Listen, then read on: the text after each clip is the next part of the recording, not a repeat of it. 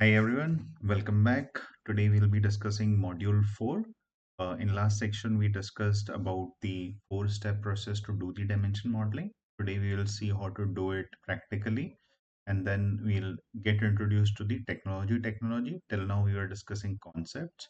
So as I said earlier, we'll be majorly working on the GCP platform. I'll give the introduction onto the broad level data and analytics services that are there on GCP. So let me bring my screen. This is the agenda we already covered. All right. Now, as we are discussing that data warehouse should be something that should answer a large number of questions for the business users and the end user for the consumption. Now, typical example that we have been talking, what are my top selling products, which customer generate the most revenue, how inventory levels impact product availability. All these are the questions that anyone want to understand from the data warehouse. Now, what we'll do, since the data warehouse, it's gonna cover a large number of tables. Since we discussed our use case of fashion retail brand Glamrack, there are different functional areas. We will pick the marketing campaign related design of the models, and we'll try to address those questions and try to build the pipelines in this session. After this session, basically, uh, so we are what we are trying that what is the performance of marketing campaign. So now, as we said that it's a four-step process. First step becomes where we understand the business. We understood the business. Second is we understand the granularity. So idea is as much as granular data we should store most granular data so that we can address the large number of questions for the business user which we know and also the unknowns that may come. Uh, Without further ado, we will jump into the modeling part. So typically, theoretically or practically as well, it's a three-step process. One is we de we define the conceptual model. I think L is missing conceptual mode. It is a conceptual model. So what we do in conceptual model, we at the high level just understand what would be the different entities. Entities is nothing but the our tables, which we are going to define that we already know what are our fact tables and dimension tables at only business level. Second comes the logical model building. This is a practical step that we start working on and defining the relationship and the attributes. Uh, Actually understanding the columns of the tables in practical sense and then defining the primary key and foreign key relationship between them. No database specific details, as in we don't define the data type or don't write the SQLs to create the tables at this stage. So I'll create a logical model for one of the identified tables that will be specific to the marketing use case only. And then comes the physical model where we actually design the database tables. Here we define all the data types, and then the indexes and partitioning, all those things which will impact the our SQL queries creations, how the performance will be there of those. Here we do the physical modeling where we go into the data warehouse and then practically create the tables. So here you see for the marketing use case, there could be multiple dimension tables as well. Just to show, here I have captured the one of the important tables for dim would be the dimension marketing campaign that will store at the high level details of all the campaigns. So if you see at the granular level, it contains the campaign ID. So imagine a scenario that this business is running campaigns on different kind of channels like Meta ad, it could be Google ad, it could be on LinkedIn. So what we are doing, we have defined a dimension table. We have identified these are the key columns that we would need. There would be other columns as well from the dimension perspective. That is, this is one of the table. So it will have the platform as in on which platform the campaign has run, like Meta, Google, etc. The campaign name, objective, budget, currency, status, start date, end date. Objective, I think twice it is written. But the idea is here we define what all things we need to capture. So we have the logical model of the dimension table. Another one from the fact table, as I said, that it is the measurement. So it will contain the facts like from the marketing campaign, how many impressions are there, how many clicks were there from that campaign, what were the conversion, what were the conversion rate, how many spent, how much spent was done on that per particular marketing campaign, and what is the return on investment. And then there is a dimension table that is identified that will capture the date in different. It is just a more of a static table that we will be using. This is a time dimension table. Now the process begins. How do we come to this? This is something when we understand the business and what all things are coming from the source system, what all things is coming from the meta side, what all things the Google ad manager is capturing, all those particulars we have defined. Now there is a good tool, draw.io. Typically, I use draw.io to design these kind of architectural diagrams as well as the data modeling part. There are other free available tools as well. I'll open the existing one on which I created this attribute. So here you see, you can use draw.io or you can simply do it on PPT, etc. as well. No,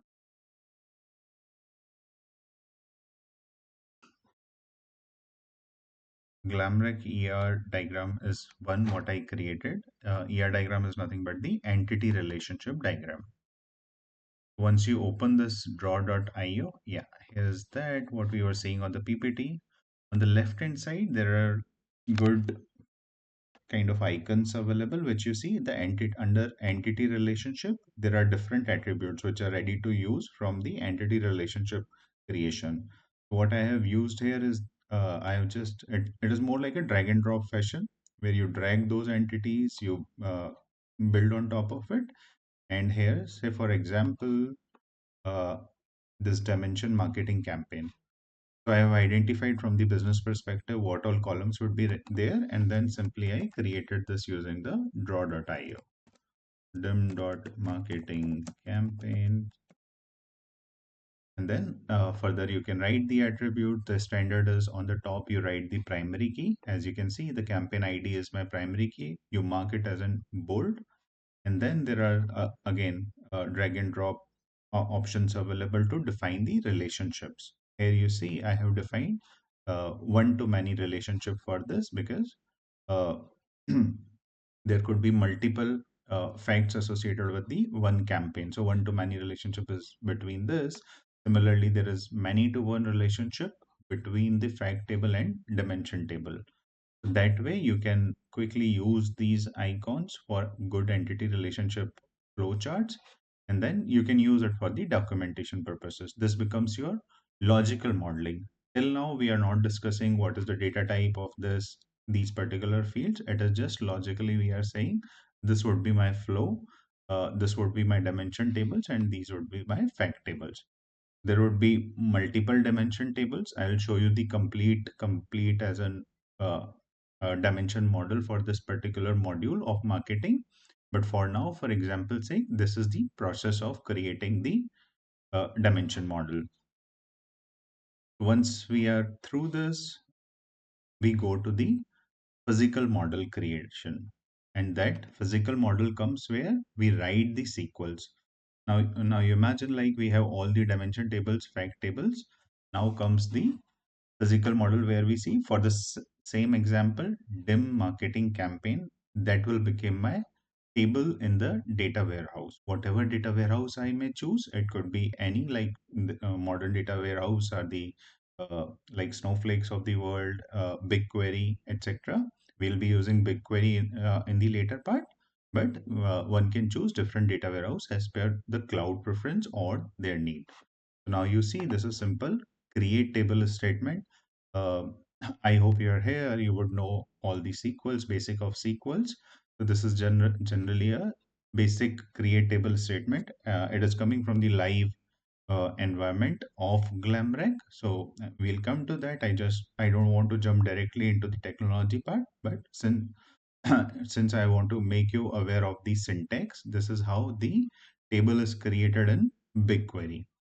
And then it is always a good practice that While creating a table itself, you write the description for each of the column. It becomes a good metadata repository for all your tables that you practically create on the platform.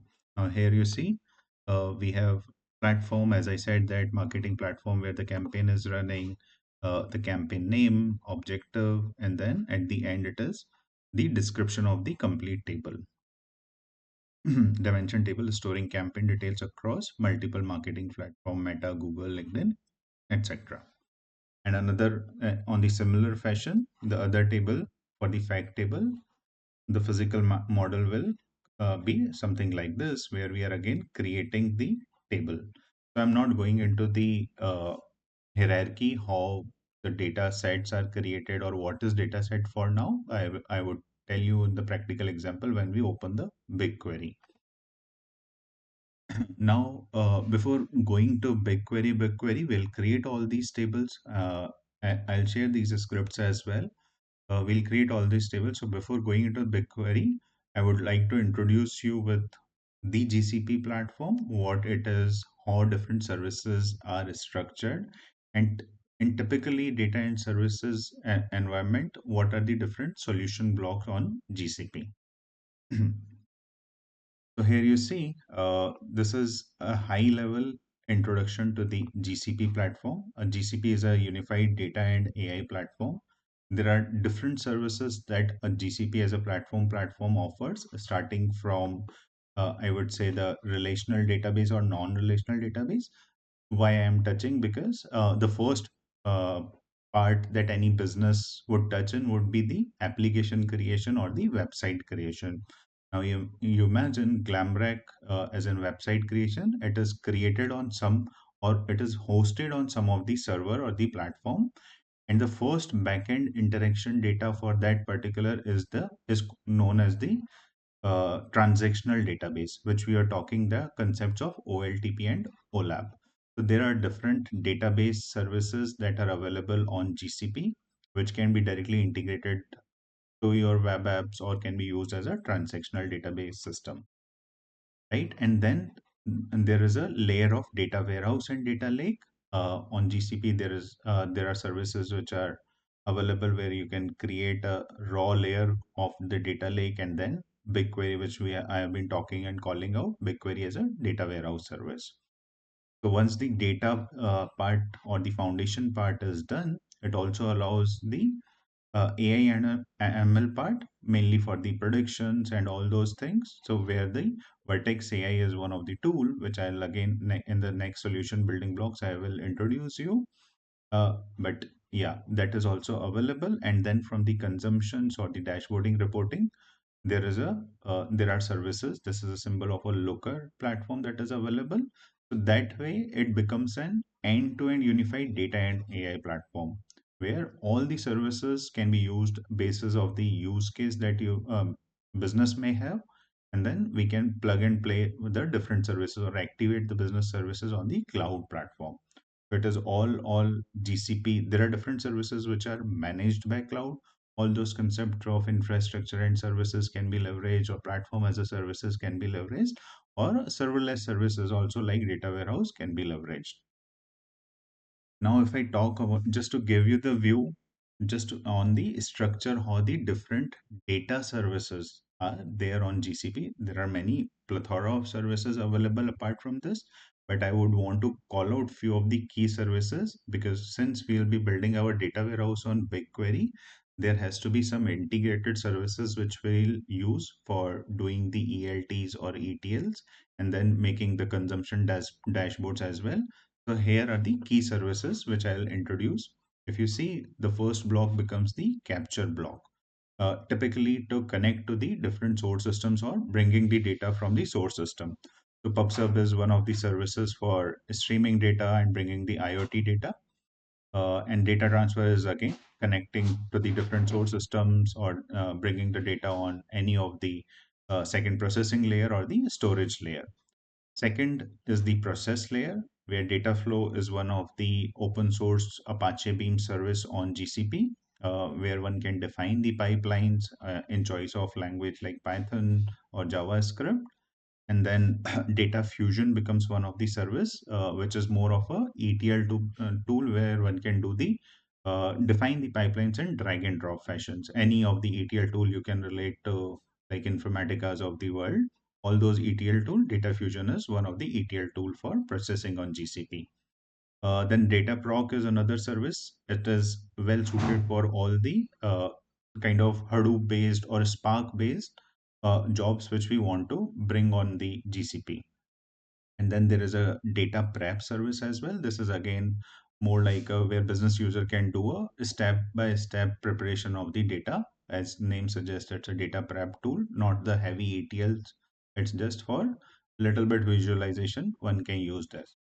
These are the key services which we'll be looking for a storage and analysis. Now here you see in a storage, I have placed BigQuery and analyze as well. I have kept BigQuery.